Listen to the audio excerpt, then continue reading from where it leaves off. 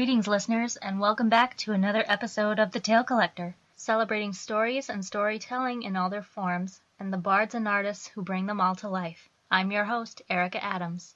While I do enjoy the horror genre a lot, nowadays I don't often willingly engage in a scary story for things like excessive amounts of gore, make-out scenes that precede an over-the-top kill, or excruciatingly drawn-out montages of physical torture. No pun intended.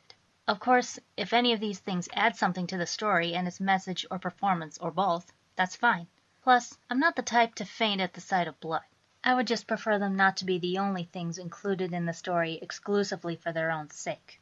Now, this is just my personal opinion. I mean no disrespect to those who enjoy such stories. My point is that, like any other genre, but especially in horror, I prefer subtlety. I like reasoning behind the fearfulness of the world I'm experiencing. Or, if the reasoning isn't clear, I at least want to be able to ponder it for myself. And what better way to explore these ideas in depth than through the interactivity of video games?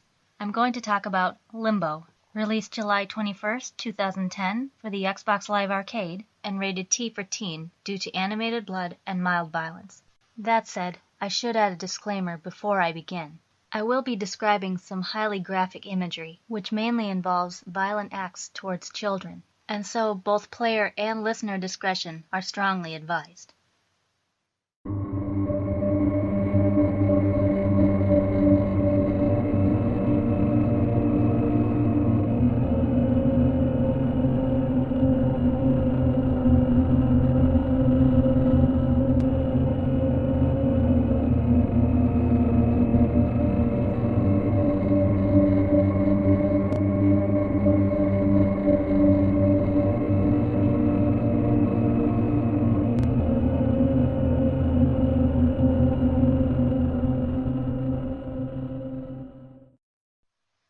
The closest thing to a plot, never mind synopsis, that Limbo offers is this single line. Uncertain of his sister's fate, a boy enters limbo. This concept is much less obviously presented in the game itself, but it is quite literally all that you will know going into it. Everything else must be learned through play.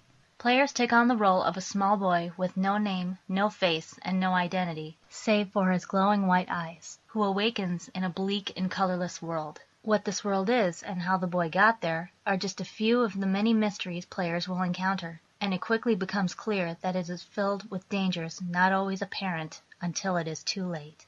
Now, I will admit, I have actually played very few horror-based video games in my life. And those I have played were arcade shooters like Area 51, Crypt Killer, and House of the Dead, and while I still have a blast with those to this day, they offer very little in terms of psychological depth and exploration of meaning.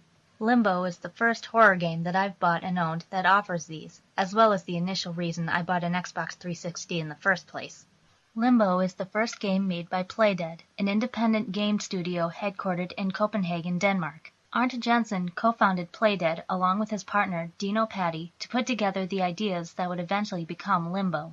Jensen wanted the game to have a specific aesthetic feel while keeping the controls simple, nothing but moving, jumping, pushing, and pulling, and the gameplay straightforward, so that players would have an easier time getting the hang of the game and, from there, have a more meaningful experience with it overall.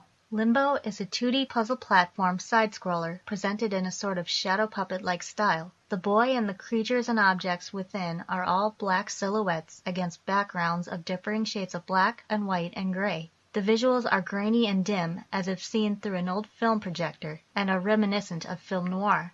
Another fascinating aspect of Limbo is that it has been called by its creators a trial and death game, in that the boy can, and will, die in a myriad of ways, from decapitation by a bear trap, to electrocution from a hotel's neon sign, to being crushed or cut apart by mechanical equipment.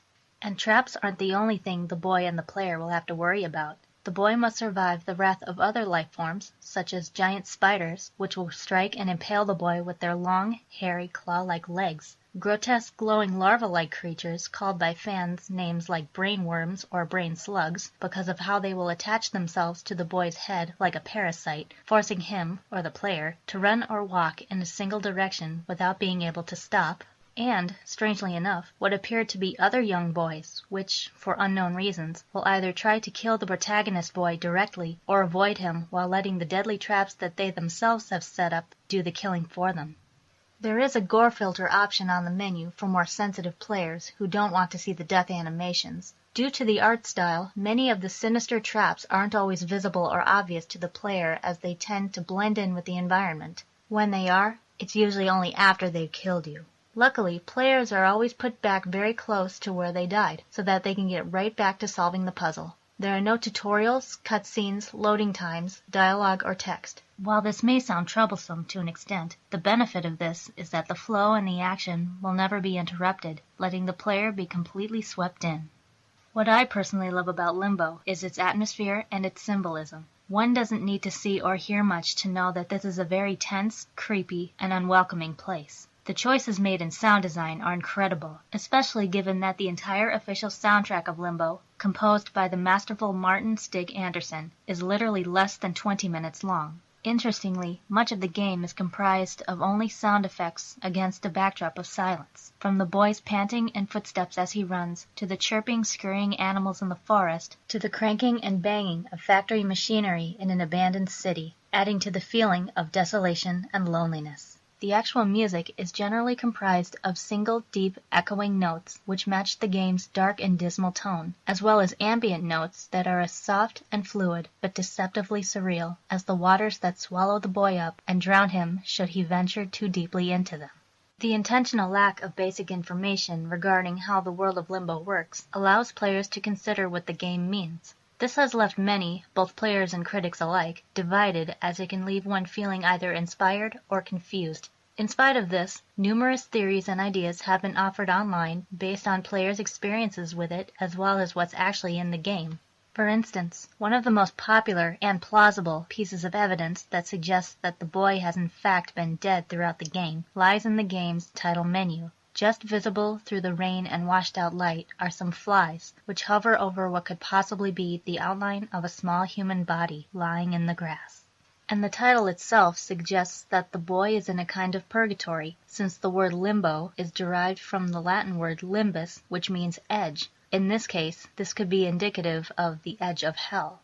With this in mind, what would you believe? Is the boy truly in limbo? And if so, why?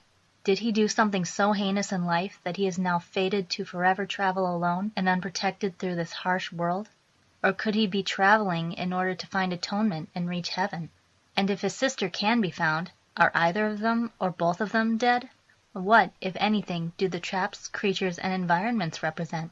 Is this entire experience just a dream? That's for you to decide. While not the first video game to stand out purely for its artistic merit, it is one of the few that proves that a game does not always have to be flashy or grand in order to garner praise. Depending on skill level, Limbo can be completed in about 2 to 6 hours. Short though this may seem, I believe it is better to end a brief but meaningful experience wanting more, rather than sit through a longer one that is less than stellar.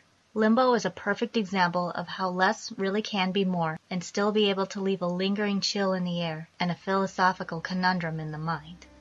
Gather round next time for another tale you may have forgotten or have never heard before. Until then, listeners, may inspiration always find you.